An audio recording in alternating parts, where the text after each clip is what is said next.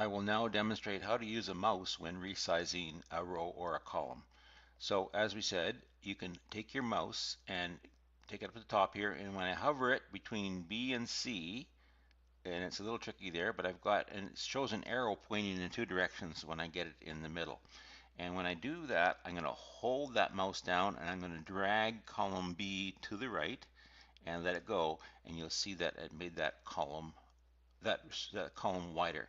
Let's also do it to E here. So I'm going to, between E and F, I want to make that column wider. I take my mouse across between E and F until I get arrows pointing in both directions.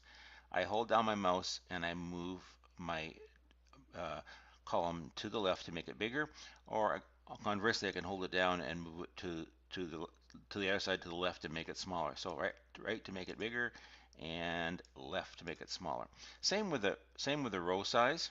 If I want to make the row part-time bigger, row 3, I'm going to hover my mouse between 3 and 4, and you'll see the arrow going up and down.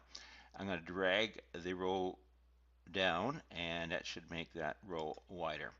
So I can either use the drop-down menu, which is a certain decimal size or a certain fit to data, but I can also use my mouse if I want to resize individual columns.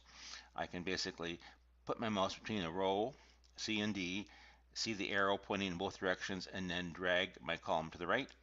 Or I can go down my row here between row 1 and row 2, see my arrow going up and down, drag my row down, up and down, left to right like that. That's how you resize rows and columns with a mouse, if that will be faster for you.